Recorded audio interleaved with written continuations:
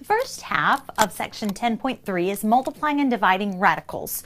And remembering that the radicals are the roots. So we can multiply or divide those. So the rule is we can either multiply or divide them first and then find the roots, see if there's any perfect roots, or we can find the root first and then multiply or divide. And so I wanted to show you that with this example.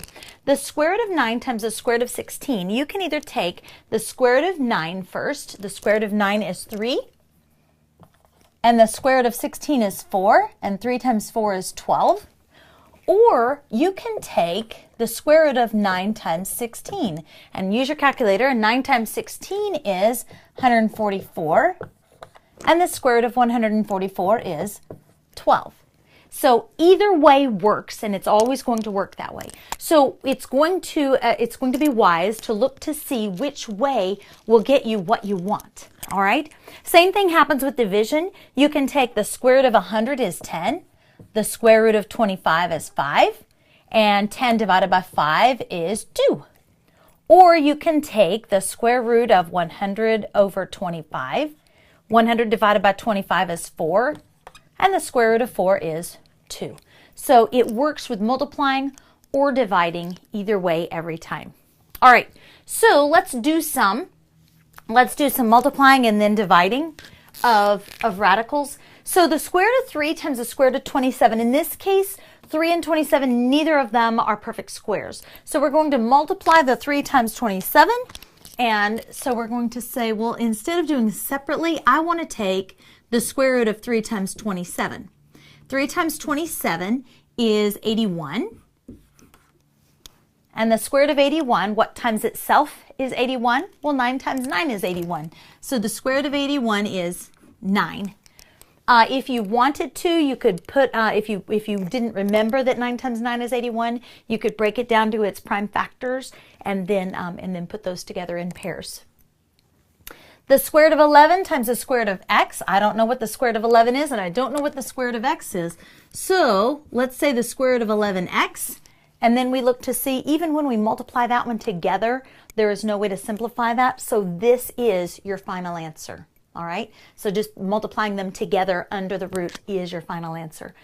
As long as the roots have to be the same in order for this to work, you can't multiply a square root and a cubed root together. So, but in this case, the cube root of 4 and the cube root of 2, well, this is the cube root of 4 times 2, which is the cube root of 8. And remember, 8 is 2 times 2 times 2. So the cube root of that is just one set of 3. So the answer is just 2. All right, and this one worked better to multiply it together. Both of these worked better to multiply them together first, and so instead of splitting them up. Okay, same thing here. Let's take the cube root of 3x times 4x, so we're going to put the 3 times 4 times x, and 3 times 4 does not have a perfect cube in it, and x times x doesn't have a perfect cube in it. So my final answer is 3 times 4 is 12. And x times x is x squared. 12x squared, the cube root of all of that, and you're done. So sometimes you'll be finished and you won't even have to take a root. So same here, fourth root. We're going to multiply the fourth root of 5 times the fourth root of 7x squared. So it works the same way with a fourth root, except now we're looking for a set of 4 to come out. So let's see, we've got the fourth root of 5 times 7 times x squared. And there's no sets of 4 of anything. So this, once again, just like up here, we're going to have the fourth root now of 5 times 7 is 35, x squared. And you're done. All right. The same thing works if you're multiplying with fractions. This is going to be 5 over x times y over 2, the square root of all of that together. And there are no perfect squares in any of that. So my final answer is going to be 5y over 2x, perfect, or the square root of all of that. And you're done. That's all you do. So, and you'll notice I put the number in front. Don't forget that just to keep things neat, we're going to put the coefficient in front of the variable. That's just the format that we use. All right.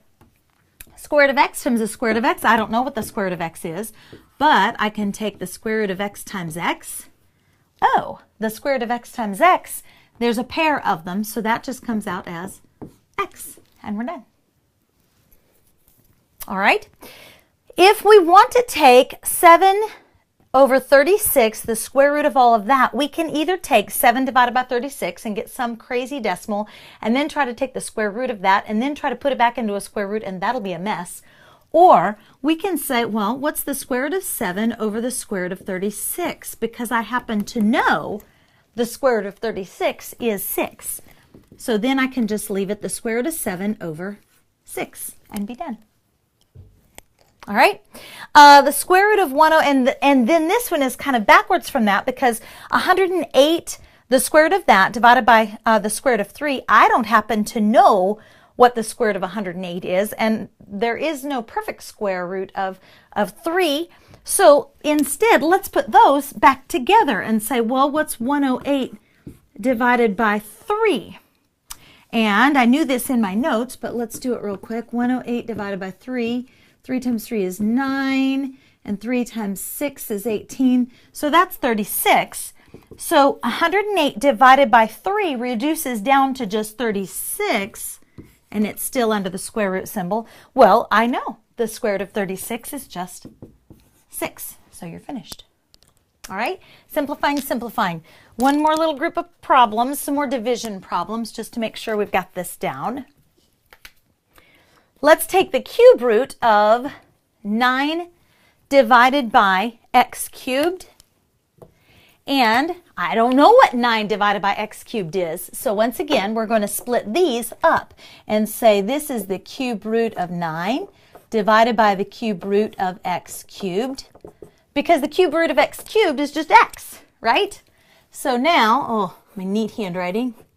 The cube root of 9 over x, because the cube root of x cubed is x. And here I don't know what a cube root of 15 is, and I don't know what a cube root of 5 is, so what are you going to do? This time let's put them together and say 15 divided by 5. Let's take the cube root of all of that, because 15 divided by 5 is 3. And I don't know what the cube root of 3 is, but I can just leave that as my final answer, and that's fine. It's as simple as it will go. All right, last one looks big and scary, but once again, because this is 5 and 27 won't reduce, and x's and y's won't reduce, let's divide it, let's split it up. And let's say, well, then what's the cube root of 5y squared over the cube root of 27x to the 9th? And so 27, you'll remember, is 3 times 3 times 3. So that's a perfect cube. So we've got 3 comes out of the box.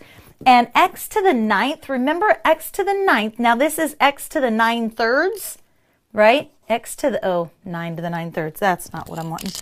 And I lost my eraser. Okay, well, we'll just use a finger. Here we go.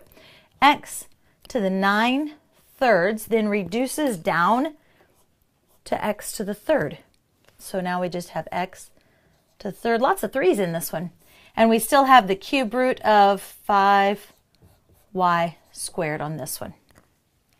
All right, so the trick is to either put things together that you can divide or multiply, and then find square roots from there, or cube roots, or divide them up so that you can simplify them further there. So you get to decide, because either way works. You can multiply or divide first, or you can find the root first. Because either way works, you decide which is going to be best for your problem and for your purposes in order to get this problem as simple as it can. All right, good luck. See you soon.